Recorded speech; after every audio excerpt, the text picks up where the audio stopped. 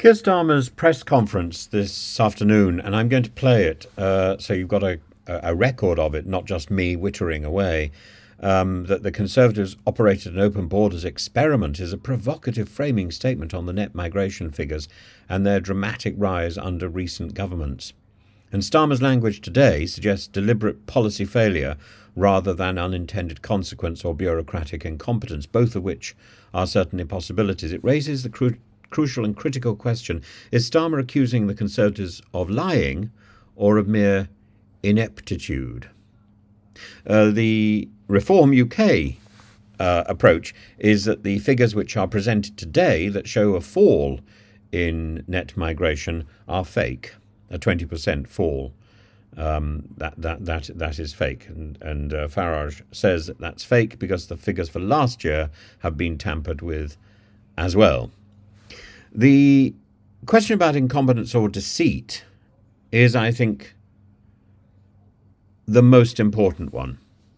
Whether it doesn't really matter, indeed, whether these figures are massaged or what they are, they're still bad. The Conservatives promised strict migration control post-Brexit, but instead presided over a significant increase in net migration, reaching an unprecedented number of 906,000 people in 2023. And while part of this surge stems from humanitarian visa schemes for Ukraine and Hong Kong, the broader trend reveals an over-reliance on foreign workers to address domestic skills shortages, and critics argue that this exposes poor strategic planning and a failure to deliver on promises of reduced migration. The figures suggest a disconnect between rhetoric and outcomes, often attributed to mismanagement. Well, I have no doubt that the Home Office is a deeply mismanaged organisation and has been since probably the days of Blunkett, but certainly since the days of Theresa May. And Starmer's claim of a deliberate policy and his use of those words, and listen out for those, to liberalise immigration implies that the Conservatives, despite the hardline rhetoric of Priti Patel and Suella Braverman, knowingly expanded migration to serve economic goals such as filling workforce gaps in key sectors like healthcare, except that it didn't work, and there are still gaps. This accusation suggests that while the public was assured of stringent controls, policies such as points-based systems and salary thresholds were intentionally designed to attract more foreign workers, and the claim frames this as a betrayal of Brexit's core promise of border control.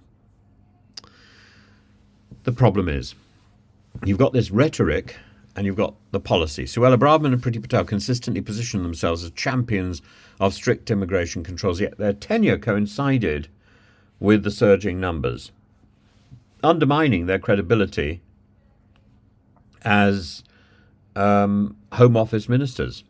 This disparity invites scrutiny of whether the government's rhetoric was a calculated distraction from the actual policies. And the rapid rise in migration also reflects global trends, workforce shortages, and the impact of visa schemes for displaced persons. While these factors may absolve the government of some blame, they do not account for the Conservatives' failure to prepare for predictable consequences such as housing pressures and the strain on public services. So you still come back to the question about incompetence. By framing this as a failure by design, Starmer positions Labour as taking a more honest and pragmatic approach. He eschews hard caps on migration, instead emphasising skills training to reduce dependency on foreign workers, but that takes time. His refusal to set numerical targets underscores a desire to avoid the pitfalls of the simplistic slogan-like absurdity of the Conservatives' oft-repeated tens of thousands pledge, which was made by David Cameron back in the day. If Starmer's claim of deliberate policy liberalisation is accurate, does this represent a tacit acknowledgement by the Conservatives that Brexit could not deliver on its promises without economic compromise? Conversely, if the rise in migration is due to poor governance, does it reflect the difficulty of managing a complex system while pandering to political bases? Starmer walks a fine line between highlighting Tory mismanagement and suggesting a more damning narrative of deception. His accusations challenge the Conservatives' credibility while steering Labour towards what he hopes will be seen as a more coherent and responsible policy. Whether this resonates with voters depends on their appetite for nuance versus anger over broken promises. The Conservatives, meanwhile, must reconcile their nationalist rhetoric with the pragmatic demands of an interconnected economy. And both the Conservatives and the Labour Party need to reflect on the figures that were published today. Let's have a look at what Keir Starmer has actually got to say. Good afternoon. When we came into office, we immediately conducted an audit of the public finances, and we found a £22 billion black hole. Now, the Independent Office of National Statistics has conducted vital work on the state of immigration and found the previous government were running an open borders experiment. As the ONS sets out, nearly 1 million people came to Britain in the year ending June 2023. That is 4 times the migration levels compared with 2019. Time and again, the Conservative Party promised they would get the numbers down. Time and again, they failed. And now the chorus of excuses has begun. We heard that from the Leader of the Opposition yesterday. But what we didn't hear, what the British people are owed, is an explanation.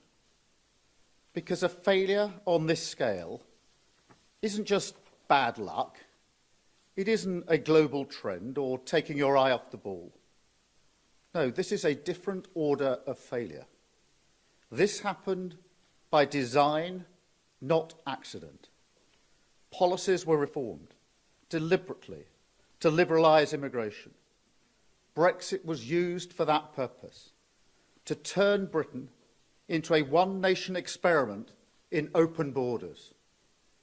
Global Britain. Remember that slogan? That is what they meant.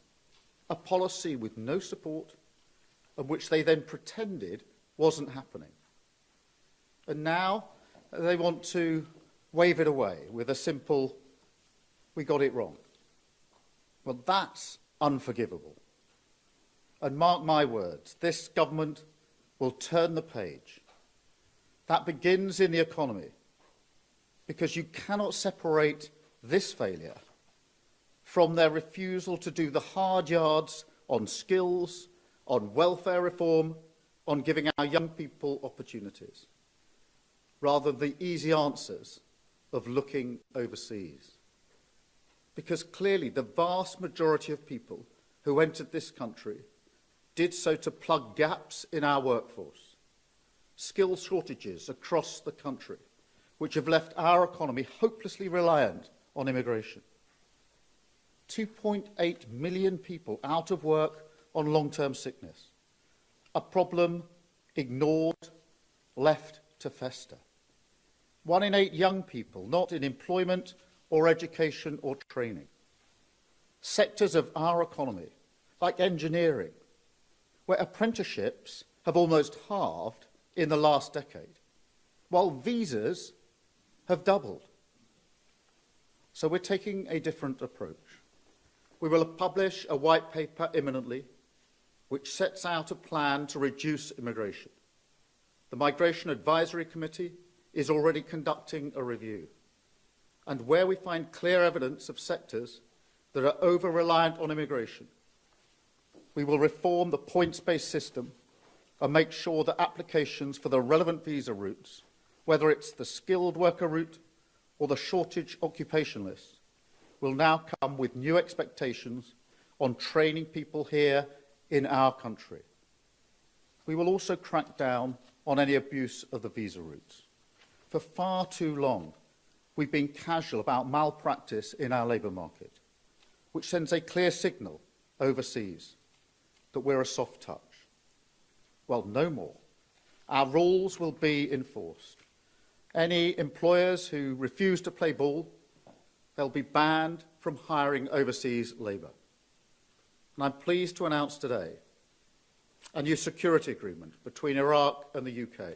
This is a world first that will help us smash the people smuggling gangs and secure our borders. The Home Secretary has been out in Iraq to seal this deal, and we've also announced funding for Iraqi law enforcement to tackle this problem upstream, way before it reaches our shores. We're also tackling the utter mess we inherited in the Home Office. Asylum returns up 53% in the last 12 months compared with the previous year.